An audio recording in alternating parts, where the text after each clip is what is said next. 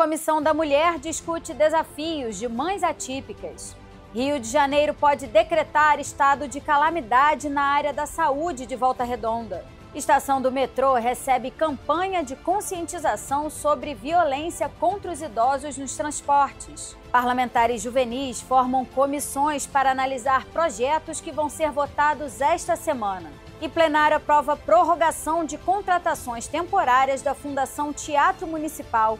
O Jornal da Alerj está começando agora.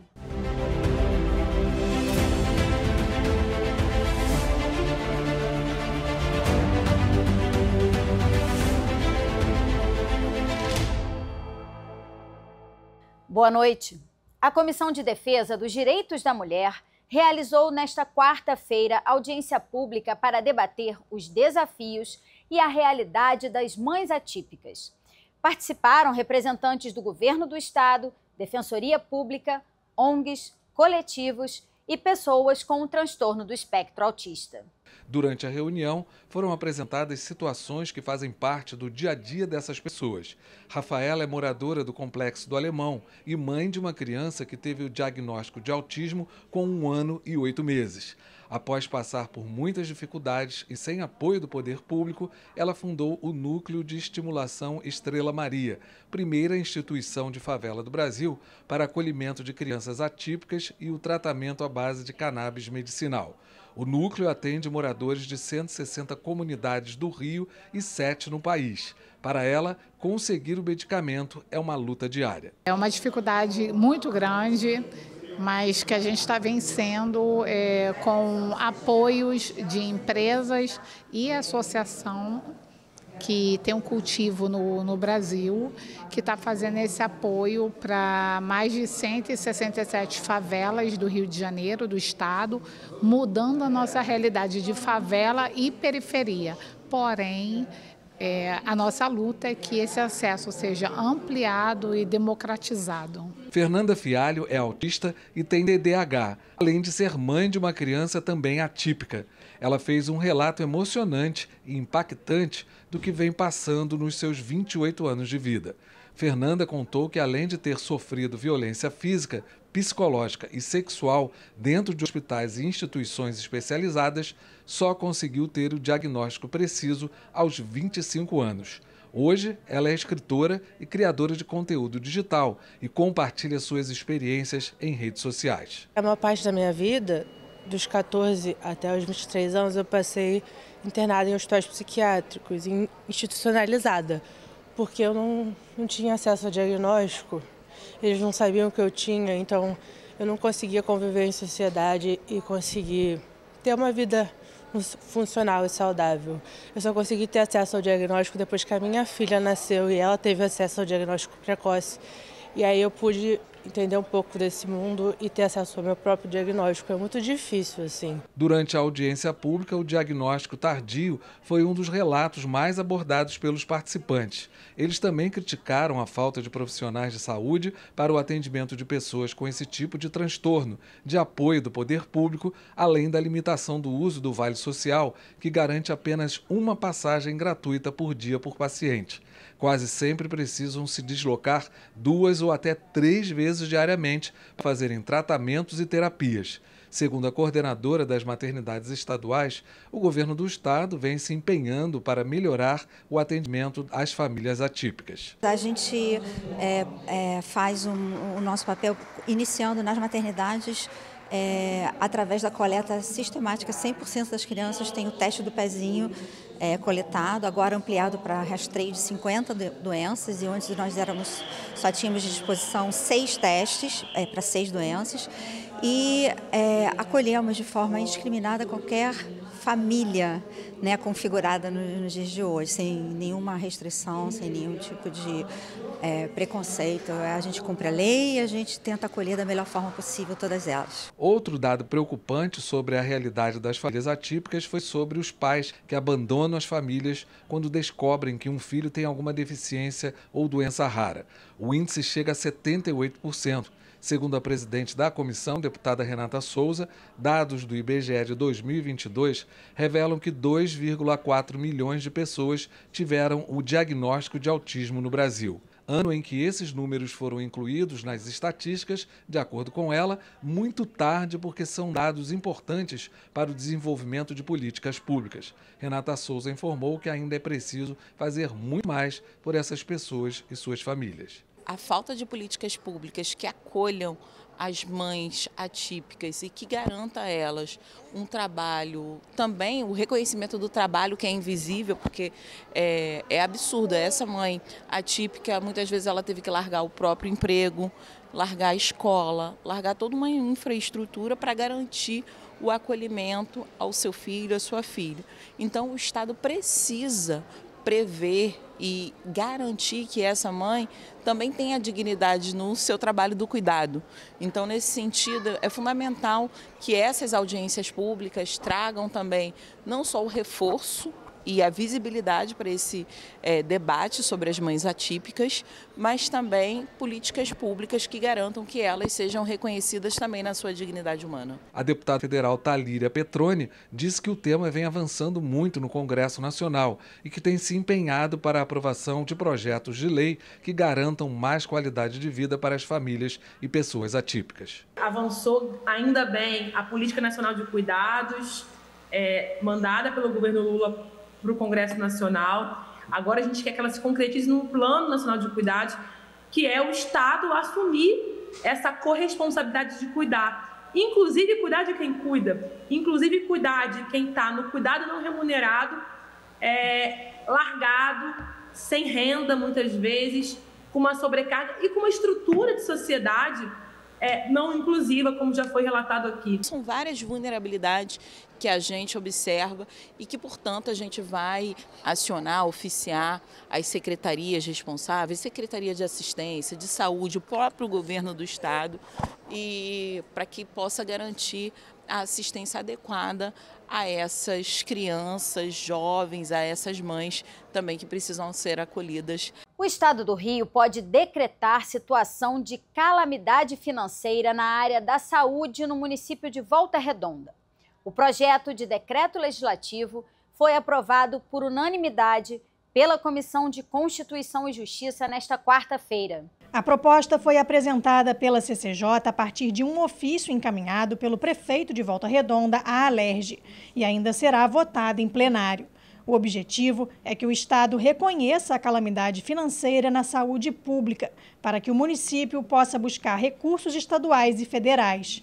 De acordo com o presidente da comissão, deputado Rodrigo Amorim, o projeto de decreto legislativo vai acompanhar o teor do decreto municipal, que tem como justificativa uma série de problemas no setor, como a desassistência nas áreas de oncologia e cardiologia, bem como o risco epidêmico de dengue devido à infestação do mosquito Aedes aegypti. O prefeito expôs uma série de considerandos ali, principalmente uma questão de algumas moléstias, algumas doenças e a realidade do município, além da questão da dengue. E isso fez com que, atrelado à calamidade financeira e às dificuldades que o município está tendo na condição da saúde, pudesse ser ratificado aqui um posicionamento do município. Ele está tramitando aqui em caráter de urgência. É fundamental que a gente dê a resposta rápida ao município e foi essa a diretriz do presidente Rodrigo Bacelar. Então, acredito que na condução dos trabalhos ele vai determinar que o projeto possa vir à pauta imediatamente. Então, cumprindo ali as 24 horas de antecedência para o edital, acredito que o projeto venha à pauta daqui a 24 horas e possa ser aprovado pelo plenário. E a lei de reserva de vagas para negros e indígenas nos concursos públicos e empregos públicos dos quadros permanentes de pessoal dos poderes legislativo e judiciário do Ministério Público, do Tribunal de Contas do Estado, da Defensoria Pública e dos órgãos da administração direta e indireta do Poder Executivo pode ser ampliada. O projeto de lei do deputado professor Josemar pretende aumentar de 20% para 30% a reserva de vagas e incluir quilombolas, além de negros e indígenas. A proposta recebeu parecer favorável pela constitucionalidade com emendas, em voto divergente do relator. O Brasil tem uma dívida com o povo negro, dos 356 anos de escravidão e das políticas que não foram feitas para o nosso povo. Nós somos vítimas ainda da violência policial, nós temos pouco acesso à cultura, à educação, à saúde. Então, aumentar as cotas de 20% para 30%, além de fazer uma adequação a uma legislação federal. que o Rio de Janeiro tem que fazer adequação à legislação federal. É fundamental que nos serviços públicos nós também tenhamos cota.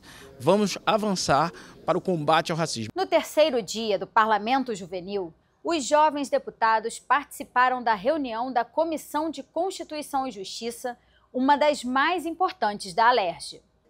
Os parlamentares começaram o dia com uma palestra de oratória, realizada pelo cientista político e educador Telson Pires. Saber dialogar e se comunicar é uma qualidade importante para qualquer parlamentar. Os jovens muito empolgados, né? Se percebe no brilho dos olhos deles.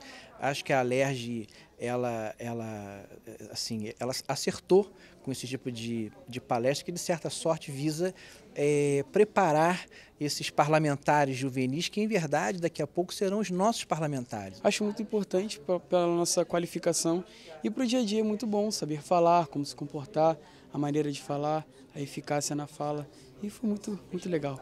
Em seguida, os 97 parlamentares foram acompanhar a CCJ, responsável por analisar a constitucionalidade, juridicidade e legalidade dos projetos de lei.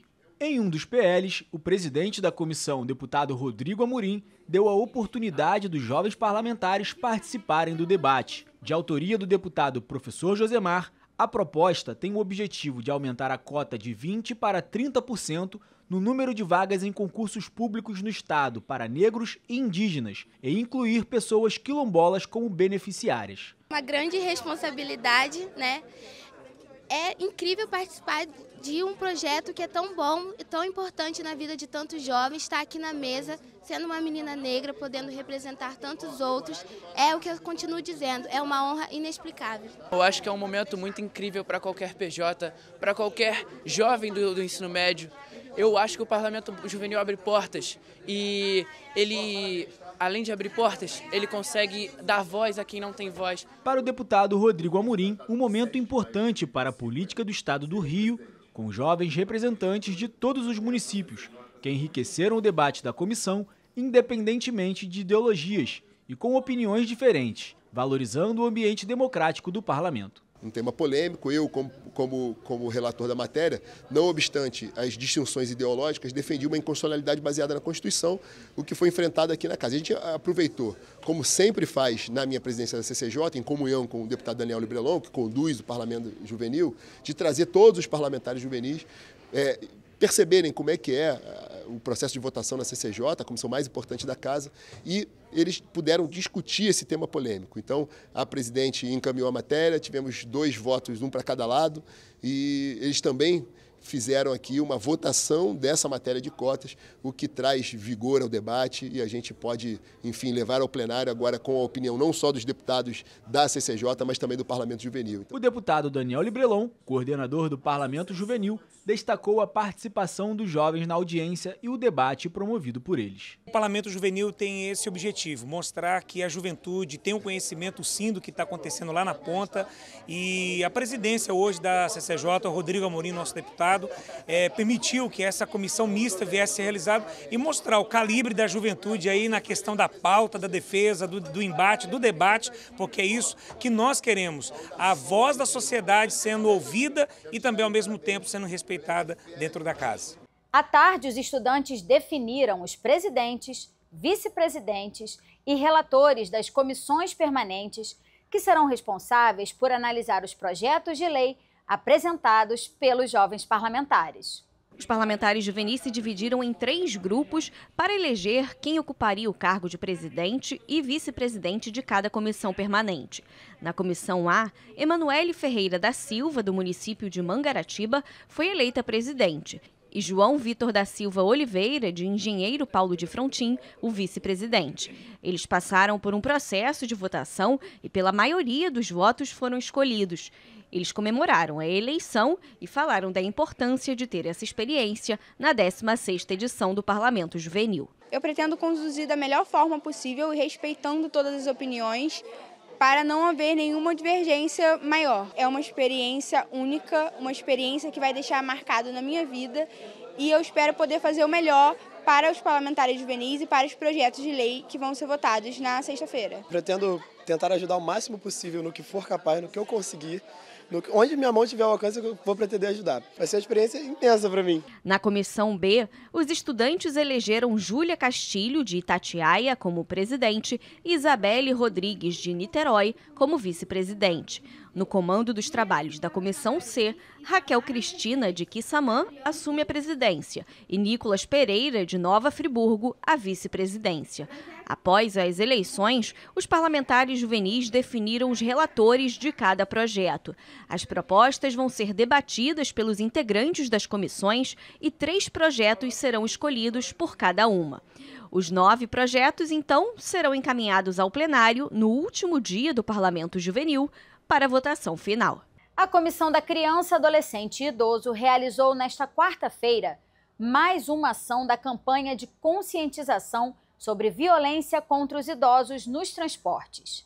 Uma lei aprovada pela Alerj determina que todos os assentos são prioritários para idosos, gestantes e pessoas com deficiência. A lei existe há 6 anos, mas muitas vezes não é cumprida, o que faz com que as pessoas com prioridade sejam desrespeitadas. Por isso nós estamos fazendo essa campanha para conscientizar a população que existe uma lei e a lei tem que ser cumprida, né? É uma lei de 2019, onde todos os assentos no transporte público é prioridade para a pessoa idosa. Às vezes as pessoas acham, só aqueles 2 assentos que estão pintados ou coisa parecida. Não, todos os assentos são prioridade da pessoa idosa. E quando você não cumpre essa lei, é mais um tipo de violência que está acontecendo contra a pessoa idosa. Acho que a conscientização ela tem que ser de todos. Acho que é um cidadão cobrando o outro, né? A gente ouviu aqui de muitos idosos aqui nessa campanha aqui nossa, que muitas vezes não vê os jovens levantando para que os idosos tenham a sua oportunidade de sentar, enfim. A gente tem que pensar que todos nós seremos idosos um dia. Muitos idosos têm o conhecimento da lei, mas preferem não se aborrecer e acabam viajando em pé. Eles reclamam que alguns usuários do sistema de transporte fingem que não estão vendo o idoso.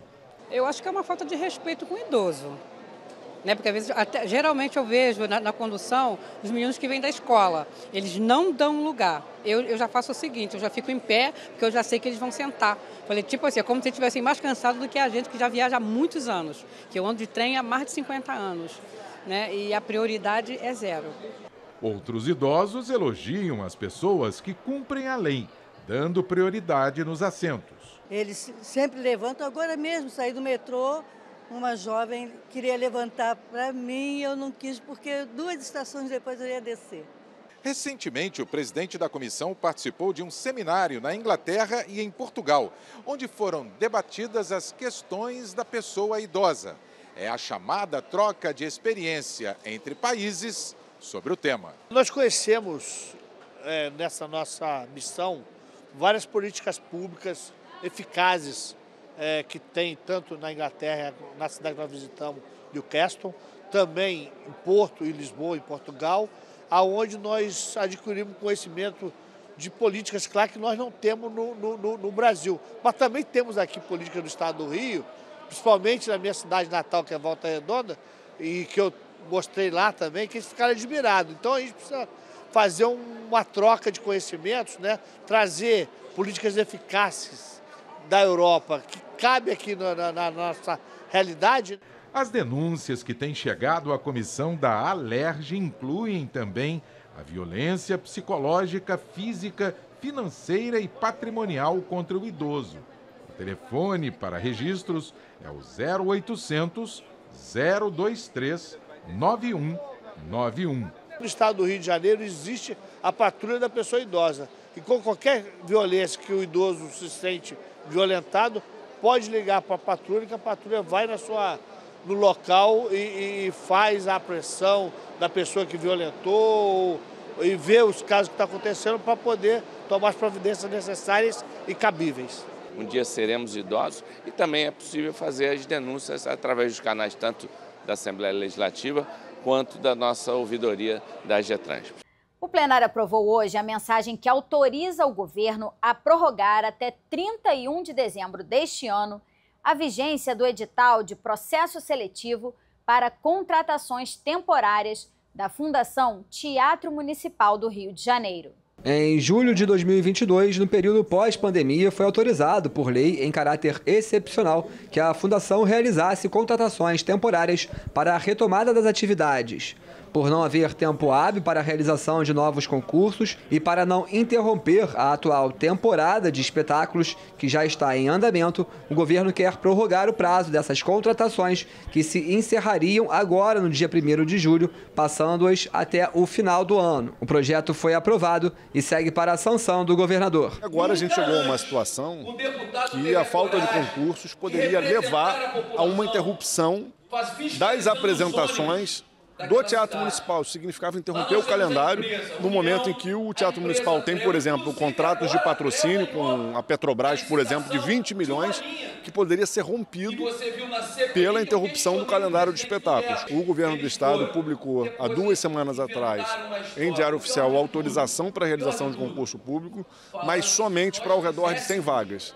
A gente precisa de mais vagas para garantir que esse corpo técnico permanente do teatro vai ter condições de garantir a continuidade dessas apresentações, um calendário, a produção cultural, artística do estado do Rio de Janeiro, para que a gente não passe por essas ameaças de interrupção como foi agora. Durante a sessão também foi discutido o projeto do governo que cria no estado o Estatuto das Blitzes. O objetivo é padronizar os procedimentos e orientar as autoridades de trânsito e seus agentes nas abordagens e ações de fiscalização e inspeção veicular. O Estatuto, além de especificar normas de caracterização dos agentes, também proíbe que a Polícia Militar realize blitzes com a finalidade única de inspeção veicular. Função essa que deve caber exclusivamente aos agentes do Detran. Segundo o Estatuto, as blitzes devem ter o objetivo de fiscalizar o cometimento de infrações contra o Código de Trânsito Brasileiro.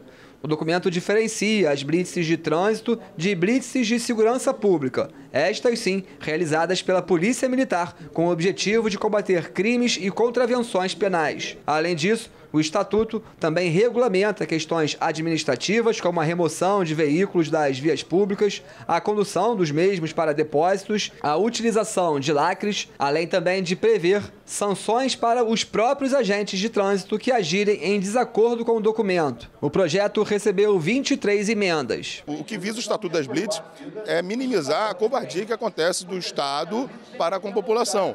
Nós temos blitzes que são meramente arrecadatórias, blitzes caça-níqueis, blitzes que estão ali para satisfazer os donos dos pátios públicos, os donos dos leilões.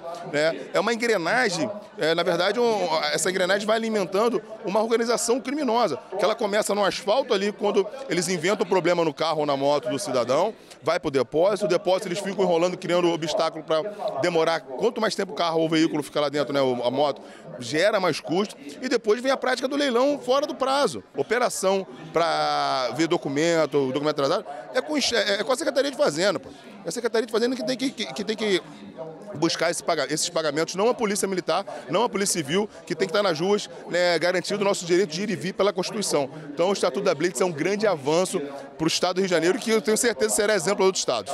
Também foi votado o projeto da deputada Tia Ju, que regulamenta a atuação de capelães em situações de desastres e grandes catástrofes no estado do Rio.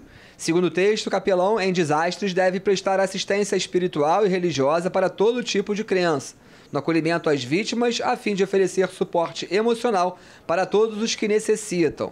A norma determina que o capelão seja capacitado pela Escola de Defesa Civil e devidamente cadastrado na rede de capelães do órgão. A proposta aprovada segue agora para a sanção ou veto do governador. Essa capelania é uma capelania específica, são pessoas que vão ser preparadas, capacitadas, inclusive pela a própria Defesa Civil. Elas terão um preparo específico para atuar em desastres.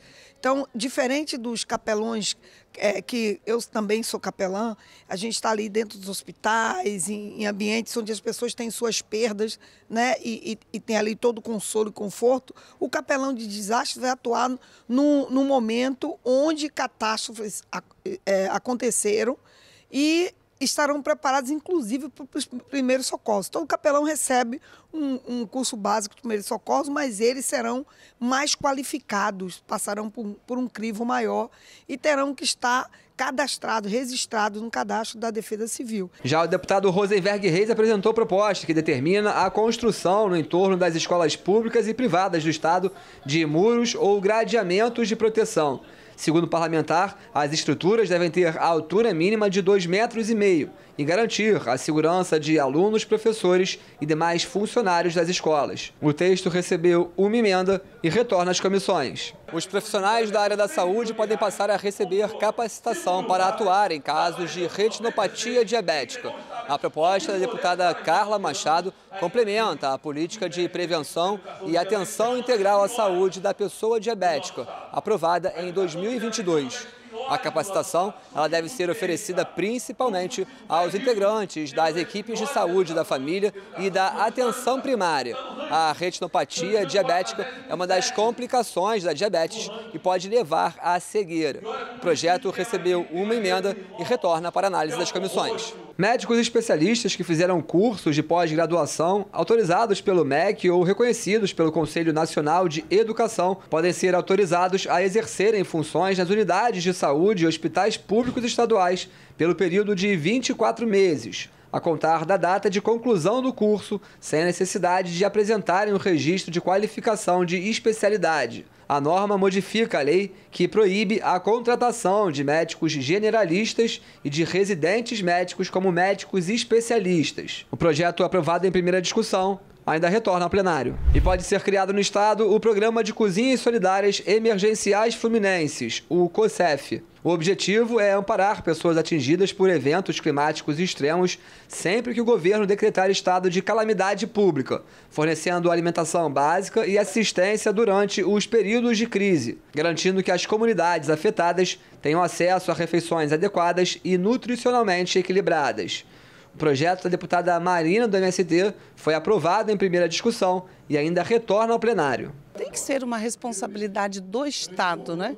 Então, por isso, a proposição da criação desse projeto de lei em que cria, né, esse programa emergencial de cozinhas quando acontecem essas crises aí climáticas que nós estamos vivendo. Então, do Estado estar preparado para atender as pessoas mais vulneráveis do campo e da cidade. O Rio de Janeiro pode ter uma empresa estadual de energia limpa. A iniciativa foi apresentada pelo deputado Alexandre Knoploch. A Energia Limpa RJ tem o objetivo de gerar e distribuir energia renovável para o abastecimento de prédios, edificações e vias públicas. Também existe a previsão da empresa poder comercializar energia excedente para cidadãos e empresas privadas. Segundo o projeto, devem ser utilizadas para a geração de energia renovável, sistemas de painéis fotovoltaicos, geradores eólicos, além da geração de energia por biomassa a partir de resíduos orgânicos e outros materiais sustentáveis. O texto recebeu 11 emendas e retorna para análise das comissões. O Jornal da Alerj fica por aqui. Você pode acompanhar a programação pelo nosso YouTube e pelas redes sociais. TV Alerj, o canal do povo. Uma boa noite para você e até amanhã.